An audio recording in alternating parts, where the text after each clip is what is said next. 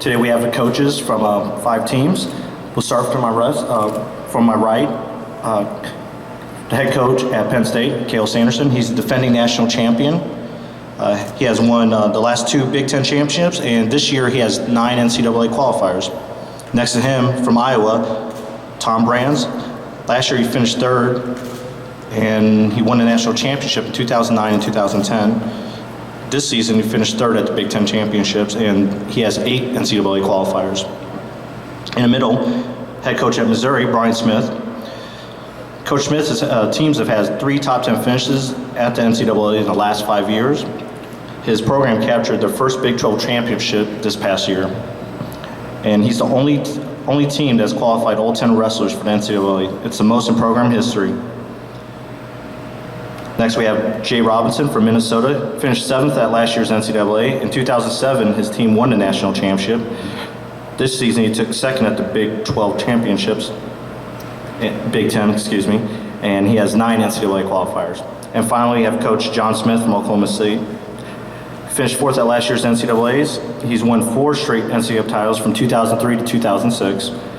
This season, he won the Big 12 regular season championship and took 2nd at Big 12 tournament, and he has 9 NCAA qualifiers. This time we're gonna open up for questions. I remind you, just raise your hand. Over here on the right. This is for Brian. As he stated, you have 10 qualifiers this year from your team, and you guys won the Big 12 championship. Talk about the team's mindset coming in to the tournament with those accomplishments. We're not worrying about that. We're just doing what we've done all year, staying focused, stepping on the mat, and sticking with the process that we've given them. They've started a week after the NCAAs. We had a meeting, and it's a young team. 9 of them are underclassmen. They just continue. They've had adversity during the season, but they overcome it and they keep wrestling, and so they're very confident. It's a young group that's confident, and we're not going to let them worry about it being NCAAs. They're just going to keep doing what they do.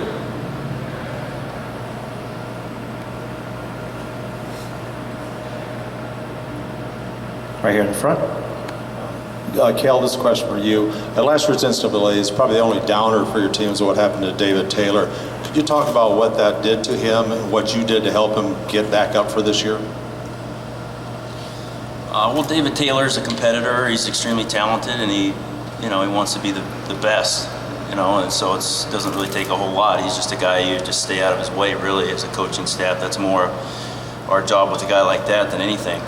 But he knows what he wants to do, and he doesn't really need a whole lot of motivation.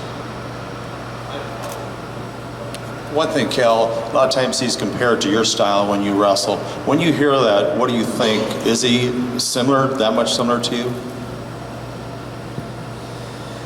I don't know. It was a long time ago when I wrestled. Folk style, anyways, I guess. But that's an honor for me if you say that, just because I love the way he competes, and it's just really a privilege to be in his corner as a coach, just because of his tenacity and his confidence and his poise.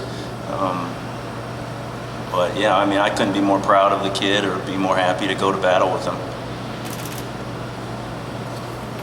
This question's for Jay. Jay, how did winning the national dual meet event help your program going into the postseason, and what kind of an honor was that for you as a coach to, with everything on the line in that competition, come out with the best team? I think it helped our guys from a belief standpoint, and at a juncture in the season that everybody's talking about. You wanted to do good at the end, and we started the season off like I think everybody up here did, with certain expectations and certain goals, and we just kind of methodically went through that. So it was a good boost for them. They wrestled well. They wrestled focused with intensity, and I think that's where we want to be at this point of the season. And they've been getting better and better, and they can see it. And a lot of times I think you tell that to kids, but they don't really believe you. But if you can win something, it kind of cements it a little bit more. So it helped in that way.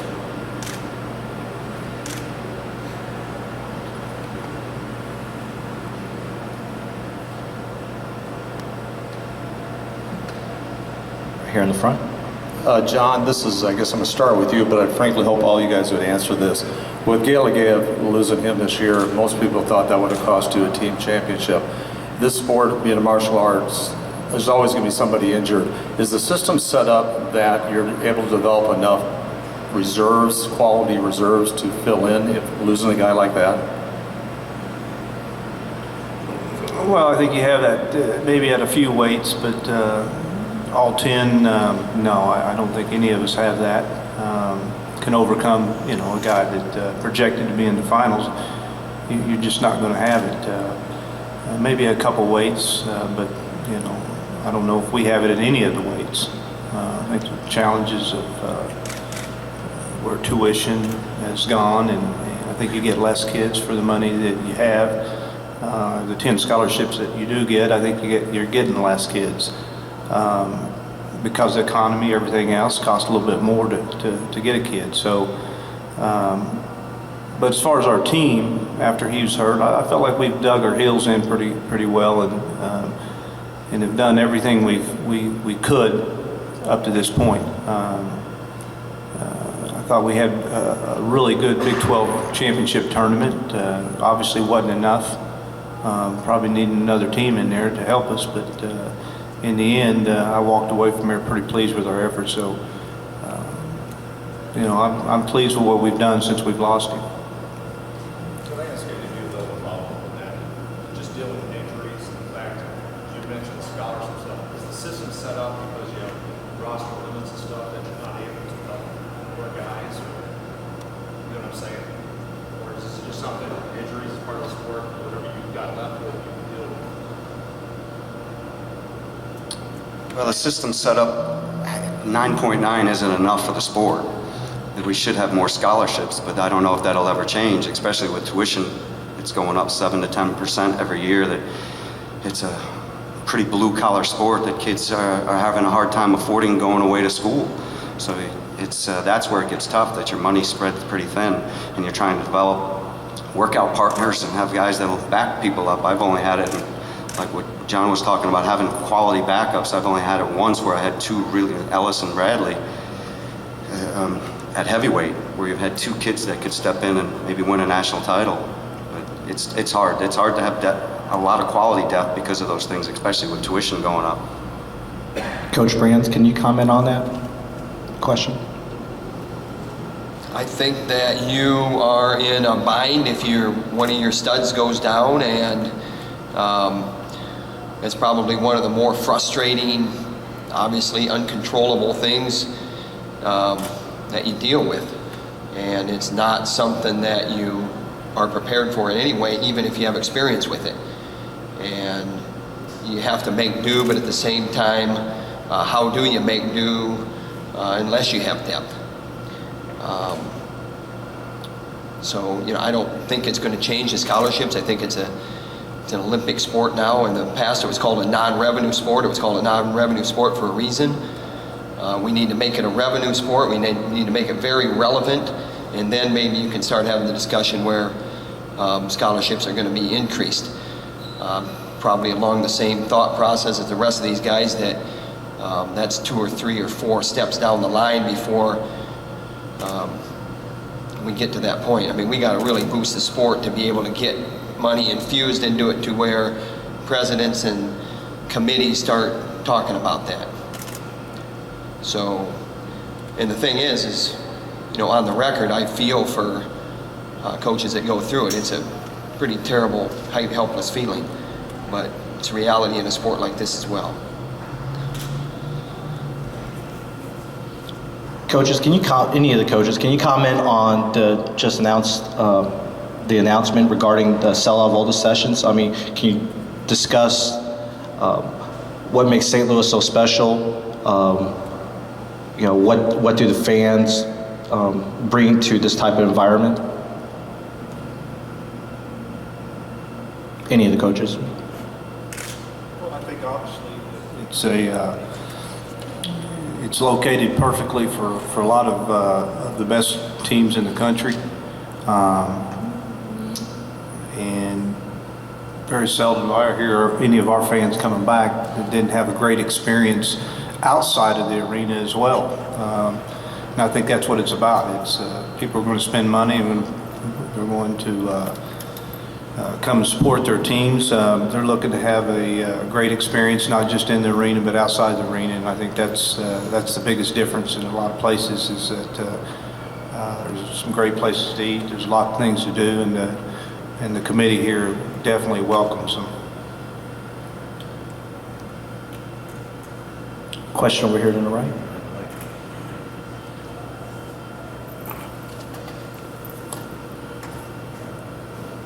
Yeah, I guess this goes for everybody because the teams up here are all contending for a team title. It's something we haven't discussed as yet. I guess we'll start with Coach Smith. Obviously, with the injury to Galagayev, the odds of a team title have been a lot more intensified, I guess, the training and whatnot. What's it going to take for each one of your teams to hoist that trophy on Saturday night? Well, we got to be competitive at weights that we haven't been too competitive at this year. You know, and we got to have guys that have their best tournament of the year, their best wrestling of the year, and I don't need just one of them to do that. I need 3 or 4 of them to do that. You know, so I do believe that we'll dig our heels in and make a run at it. Don't know if we have the depth to do it, but I do believe that we're excited, and we've had a good couple of weeks leading into this, and I'm looking for our best performance.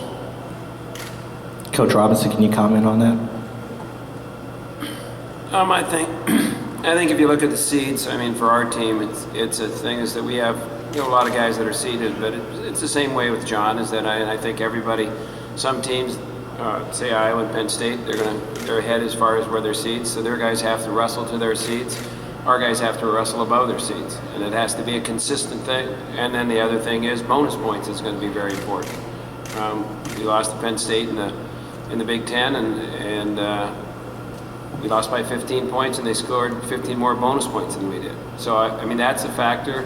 And then part of it's luck, is the luck of the draw. Who's going to knock who out? We got 5 teams up here, and then for sometime during this tournament,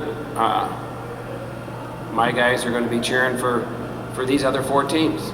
All of our fans are, and all of their fans will be cheering for the other 4 teams. I mean, that's the way this tournament goes. So we have to be consistent these next 3 days, and I think it's the thread that runs through all 5 of us up here is that was what will determine what happens here.